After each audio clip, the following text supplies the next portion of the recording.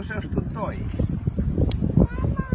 Tai irgi metinės, 25 metai, kai su atkurta Lietuvos nepriklausomybė galėjo viskas ir baigtis.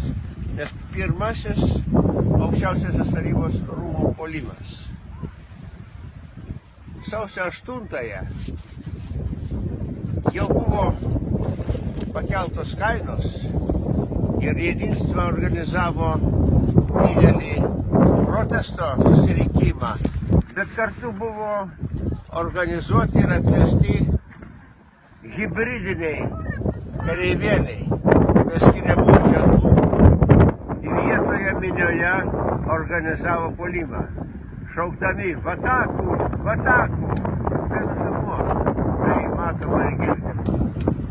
Jeigu būtų įsiveržę ir nusiaubę aukščiausią tarybą, na, būtų viskas kitaip.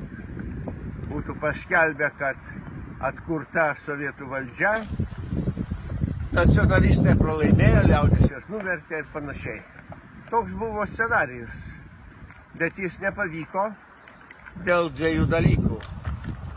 Vienas dalykas, kad pati aukščiausioji taryba ryžtingai iš karto posėdžio pradžioje panaikino tą neteisėtą vyriausybės nutarimą pakelti kainas.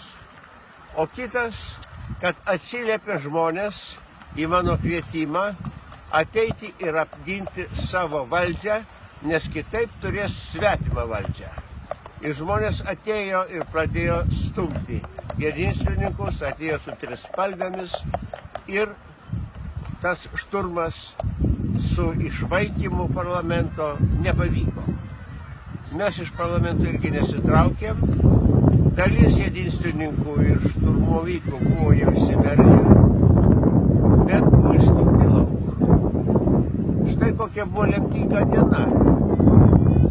O jos priežastys tai buvo gerai organizuotas, visapusiškai organizuotas puolimas prieš teisėtą Lietuvos valdžią, tuo pačiu prieš nepriklausomybę. Jau nuo sausio 4-osios, tą pačią dieną, kai vyriausybė priėmė nutarimą 4 kartus ir daugiau pakelti plataus vartojimo, tai pirmiausiai maisto produktų kainas, o žmonės jokios kompensacijos neturėjo ir negavo, tai jau sausio 4 Maskvos štabai davė įsakymą kariuomenę dislokuoti į Lietuvą. Iš Pskovo ir per Kazlų Rūdą nauji daliniai jau traukė į Vilnių, į šiaurės miestelį. Ir 8 sausio jie jau buvo čia.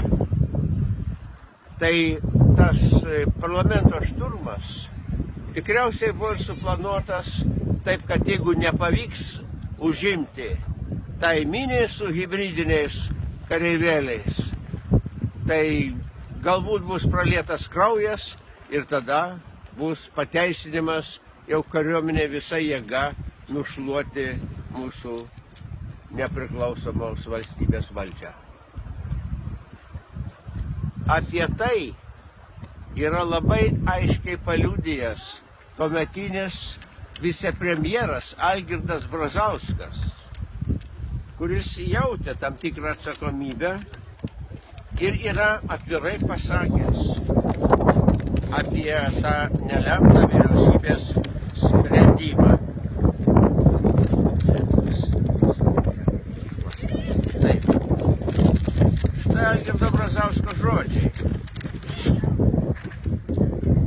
Artėjo sausio 1, kai turėjo įsigalioti naujosios kainos. Aiškinamojo darbo, nurodant priežastis per spaudą, radiją ir televiziją, neabejotinai trūko. Netgi neturėjome konkrečios tų darbų programos. Penktadienį ir šeštadienį, sausio 4 ir 5 dienomis, rimtai svarstėme ir ieškojome būdų, kaip švelninti gresiantį pabrangimą ir reakciją į jį. Bet apie tai žinojo tik vyriausybė. Gyventojams tai buvo šiurpi naujiena. Štai yra viena to puolimo pusė. parengimas suklaidintų žmonių. Kartu su jais ir kariškių organizuoti, perrengti. Tartum civiliais, trumpai kirptais plaukais, jauni vyrai, kurie šaukė vatakų. O kariuomenės daliniai jau traukė į Vilnių ir į šiaurės miestelį. Ir tą dieną jau buvo dislokuoti. Galėjo būti sunaikinti ir tada nebūtų buvę nė sausio 13-osios. O Maskvoje būtų buvus gauta žinia, kad nepriklausomybininkų valdžia nuversta ir Gorbačiovas laimina tikriausiai Kazimierą Prunskienę atvykti į Vilnių, daryti tvarką ir pasirašyti visus susitarimus, kokių Gorbačiovui reikia. Štai ant kokios bedugnės krašto mes buvom jau sausio 8, todėl supraskim, kad sausio 13 prasideda